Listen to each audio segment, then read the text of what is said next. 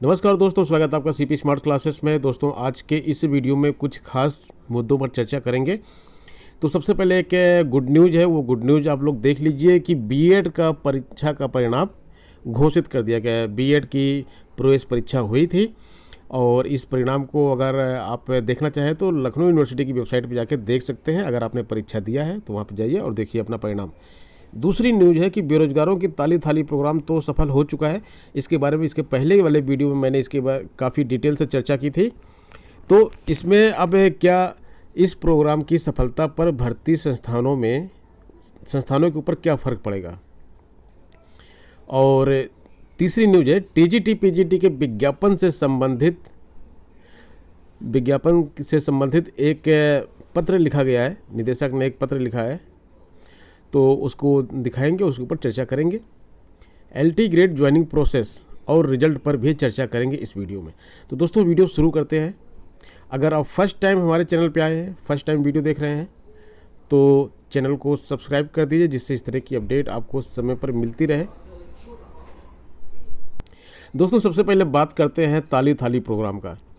देखिए, ये ताली थाली प्रोग्राम ऐसा प्रोग्राम था कि इसकी वजह से सरकार के ऊपर भी फर्क पड़ा। और छात्र शक्ति जो है बहुत बड़ी चीज़ होती है किसी भी देश के लिए। और जब छात्र बेरोजगार हो और वो सड़कों पर उतर आए तो अच्छी अच्छी सरकारें हिल जाती हैं। आनन फानन में रेलवे मंत्री को घोषणा करना पड़ा और अन्य भर्ती संस्थानों पर भी अब इसके ऊपर फर्क पड़ेगा। ये देखिए, रेलवे मंत्री जी की घोषणा आ गई यहाँ पे। रेलवे में विभिन्न पदों की सभी 3 श्रेणियों के लिए भर्ती प्रक्रिया के आवेदनों की जांच पूर्ण की जा चुकी है। विभिन्न पदों पर भर्ती के लिए परीक्षाओं का आयोजन 15 दिसंबर से किया जाएगा। पीयूष गोयल जी का, जो कि रेलवे मंत्री हैं, उनका ये पोस्ट है, उन्होंने ट्वीट किया है। और ये ट्वीट उनका जो है ताली थाली प्रोग्राम से पहले ही आ गया था। और जो ये प्रोग्राम हुआ है, जिस तरह से ये सफल हुआ है, लखनऊ और प्रयागराज में काफ़ी ज़्यादा सफलता अर्जित की है इस प्रोग्राम ने।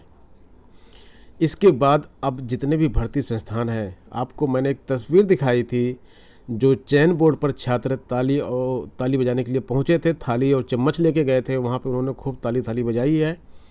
तो उसका असर ज़रूर चयन बोर्ड पर पड़ेगा। बहरे कानों में ज़रूर आवाज़ जाएगी और ज़रूर उनकी जो है कार्यशैली में परिवर्तन होगा, कार्यशैली में तेज़ी आएगी थोड़ा सा। और जो इस समय छात्रों का विरोध चल रहा है, उससे और अन्य जो भर्ती संस्थान हैं, जैसे यूपी SSSC है, यूपी PSC है, यहाँ पर जो लंबित चीज़ें हैं उनको जल्द से जल्द क्लियर किए जाने की प्रक्रिया में तेज़ी आएगी।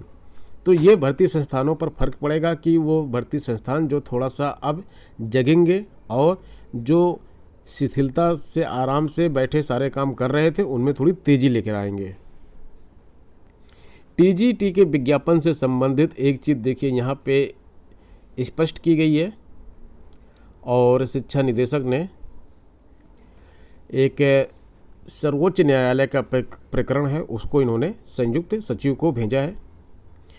और इसमें बात की है इन्होंने कि LSP व IA नंबर में पारित माननीय सर्वोच्च न्यायालय के आदेश संख्या 26/8/2020 के संबंध में बात की है। और इसमें लिखा हुआ है कि माननीय सर्वोच्च न्यायालय में योजित civil appeal number S8300/2016 Sanjay Singh व अन्य बनाम उत्तर प्रदेश सरकार व अन्य तथा इनके संबंध LSP व IA नंबर में पारित माननीय सर्वोच्च न्यायालय के आदेश दिनांक 26/8/2020 का संदर्भ ग्रहण करने का कष्ट करें।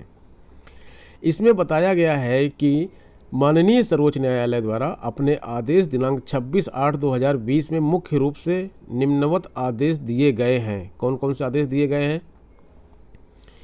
यहाँ बताया गया है कि पैरा 7 में माननीय उच्चतम न्यायालय द्वारा भारत की संविधान के अनुच्छेद 142 के तहत शक्ति का प्रयोग उपयुक्त मानते हुए चयन बोर्ड द्वारा आयोजित एक सामान्य परीक्षा में तदर्थ शिक्षकों के लिए निम्नवत आदेश दिए हैं। तदर्थ शिक्षकों की वजह से ही टीजीटी पीजीटी की वैकेंसी में प्रॉब्लम आ रही है। इसमें उसका नोटिफिकेशन जारी नहीं हो रहा, क्योंकि एक ऐसा मुद्दा है जो सॉल्व करना ज़रूरी है।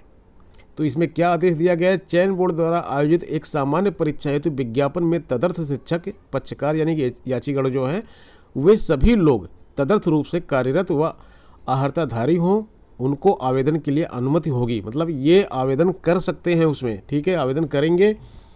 सफल तदर्थ शिक्षक जो प्रवक्ता के पद पर कार्यरत हैं उनको साक्षात्कार, जो प्रवक्ता के पद पर कार्यरत है उनको केवल साक्षात्कार, और जो LT वेतन क्रम पर हैं उनको उनका कार्यरत है उनका साक्षात्कार नहीं लिया जाना है। ठीक है, तो यहाँ पे 2 चीज़ें कर दी हैं और आगे चीज़ क्लियर की गई है। चयन बोर्ड द्वारा कार्यरत तदर्थ शिक्षकों की सेवा के आधार पर भारांक, जैसे शिक्षा मित्रों को भारांक दिया गया है उसी तरह से इनको भारांक निर्धारित करेगा। और ये भारांक अंक प्रवक्ता वेतन क्रम में साक्षात्कार, प्रवक्ता वेतन क्रम में देखिए साक्षात्कार हो रहा है तो वहाँ पे साक्षात्कार होगा, और LT वेतन क्रम में लिखित परीक्षा में दे होगा, क्योंकि यहाँ पे लिखित परीक्षा हो रही है, यहाँ पे साक्षात्कार नहीं हो रहा है। उक्त सभी शर्तें विज्ञापन में रखी जाएंगी। इस संबंध में यदि कोई वाद न्यायालय के समक्ष आएगा तो वो अमान्य होंगे, यानी कि मान्य नहीं होंगे। यहाँ पे लिखा हुआ है मान्य नहीं होंगे। तो 2 चीज़ें क्लियर हो गई यहाँ पे कि तदर्थ शिक्षक जो कि एक LT वेतन क्रम में कार्यरत हैं उनको लिखित परीक्षा देना पड़ेगा, और जो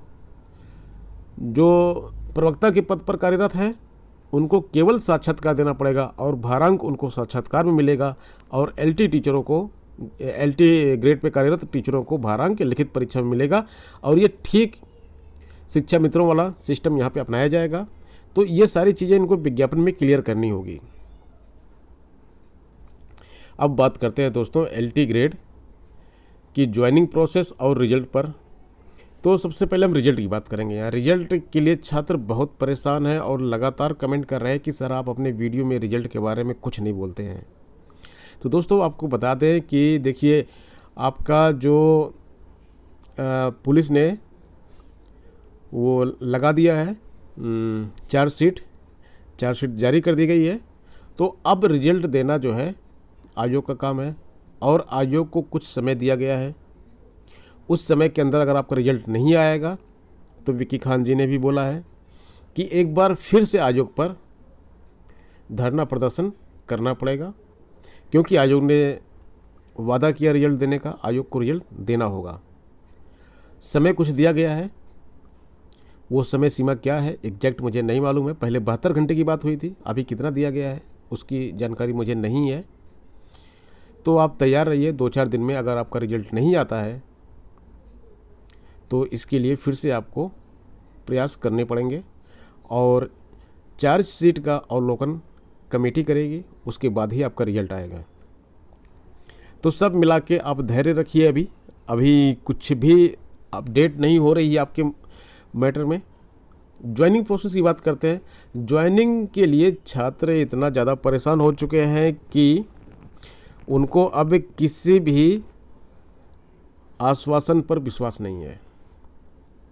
अभी आज के न्यूज़पेपर में, जैसा कि आपको मैंने भी बताया था, बाकी यूट्यूबर्स ने भी बताया होगा कि डायरेक्टर साहब ने NIC को पत्र लिखा हुआ है कि आप जो हमने 7 कैटेगरी बनाई है, जिस तरह से हमको ज्वाइनिंग करवानी है, उसके बेस पे अपना सॉफ्टवेयर तैयार कीजिए। सॉफ्टवेयर तैयार है, लोग कह रहे हैं कि सॉफ्टवेयर अभी तक क्यों नहीं तैयार हुआ। तो सॉफ्टवेयर देखिए तैयार है, और चीज़ों को थोड़ा सा समझने की कोशिश कीजिए। आप लोगों की हालत वही है कि आप रेस में, बिल्कुल रेस आपकी समाप्त होने वाली है, बस आप थोड़ी सी दूरी पर हैं, लेकिन आपकी एनर्जी पूरी समाप्त हो चुकी है। तो थोड़ा सा धैर्य रखिए, बस कुछ ही दिनों की बात है, सब कुछ क्लियर हो जाएगा। सॉफ्टवेयर बना हुआ था, और गवर्नमेंट में क्या होता है कि डिसीजन जो है जब चेंज होता है तो थोड़ा सा टाइम लगता है। पहले उन्होंने डिसीजन लिया था कि किस ज़िले में कितने पद खाली हैं, और हर ज़िले में कितने कॉलेज हैं, किस कॉलेज में कितने कितने पद खाली हैं। बाद में गवर्नमेंट ने डिसीजन चेंज किया कि 7 कैटेगरी में बांटा। जो जितने शिक्षक इनको मिले हैं, जिनको ज्वाइनिंग करवानी है, उसको 7 प्रकार से बांट लिया उनको, और उस हिसाब से प्रायोरिटी वाइज ज्वाइनिंग करवाएंगे। ठीक है, तो अब ये जो प्रायोरिटी वाइज ज्वाइनिंग होगी, इसके लिए आप लोगों को थोड़ा सा धैर्य इसलिए रखना पड़ेगा कि सॉफ्टवेयर में आप लोग समझ नहीं रहे कि सॉफ्टवेयर में थोड़ा सा क्रिटिकल है, इतनी जल्दी वो रिजल्ट नहीं निकल पाएगा उसका। बहुत सारी चीज़ें इसमें चेंज करनी होती हैं। आपको जो ऑप्शन मिलेंगे, पहले सिंपल ऑप्शन मिलते हैं, 5, 10, 15, 20 जो भी ऑप्शन उनको देना होता, वैसे कभी 5 देते हैं, कभी 10 देते हैं, वो तो बोर्ड डिसाइड करता है कि कितना उनको देना है। अब इनको किस तरह, अब ये ऑप्शन आपको इस तरह से देंगे कि आपको इन 7 कैटेगरी में सब में ऑप्शन फिल करने पड़ेंगे। तो जो चीज़ें समझ में मेरे आ रही हैं उस मैं आपको बता रहा हूँ। ज्वाइनिंग का प्रोसेस क्या है? ज्वाइनिंग का प्रोसेस, छात्र है, बहुत सारे छात्र कमेंट कर रहे हैं कि सर मेरी फर्स्ट रैंक है तो क्या मुझे जो है महत्वाकांक्षी जिले में जाना पड़ेगा? नहीं, ऐसा नहीं है। जहाँ पर सीटें पूरी भरी गई हैं वो वहाँ के छात्र अपनी मेरिट के अनुसार ही जाएंगे। ओबीसी के छात्र, एससी के छात्र, बहुत सारे छात्र पूछ रहे हैं कि सर हम क्या करें, क्या हमारा जनरल की मेरिट पर ज़िला हमको मिलेगा, कॉलेज मिलेगा, या फिर हमको अपनी मेरिट पे मिलेगा, अपनी कैटेगरी की मेरिट पे मिलेगा? तो दोस्तों इन सब प्रश्नों का देखिए अभी कोई मतलब नहीं है, क्योंकि अभी केवल एक अनुमान लगाया जा सकता है। अपने अनुभव के बेस पर मैं जो जानकारी मुझे है वो मैं केवल आपको बता सकता हूँ, क्योंकि इसकी जानकारी वाकई में किसी को नहीं है। बस केवल एक्सपीरियंस की बेस पर बताया जा सकता है। और आप लोगों के क्वेश्चंस बहुत सारे हैं, तो इन सभी प्रश्नों के समाधान के लिए मैं व्हाट्सएप का एक ग्रुप आप लोगों के लिए बना दे रहा हूँ। डिस्क्रिप्शन बॉक्स में देखेंगे आप तो वहाँ पे आपको इसका लिंक मिल जाएगा। हो सकता है वीडियो अपलोड होने के थोड़ी देर बाद मिले। तो आप में से केवल वो छात्र जो किसी ग्रुप में नहीं है वही यहाँ पर ज्वाइन करेंगे और उनके जो भी प्रश्न हैं वहाँ पर पूछेंगे। जो छात्र किसी दूसरे ग्रुप में जुड़े हुए हैं वो इस ग्रुप को ज्वाइन नहीं करेंगे।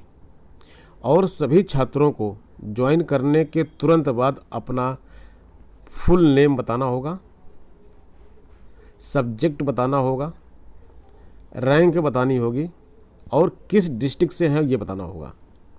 मेरे ग्रुप्स में डिसिप्लिन बहुत इम्पोर्टेंट होता है, उसके बिना नहीं होता है यहाँ पे। तो केवल वही छात्र इसमें ऐड होंगे जो चयनित हैं और दूसरे ग्रुप में नहीं है, क्योंकि मैं सारी चीज़ें चेक करता हूँ उसके बाद ही परमिशन करता हूँ, अदरवाइज मैं रिमूव कर देता हूँ।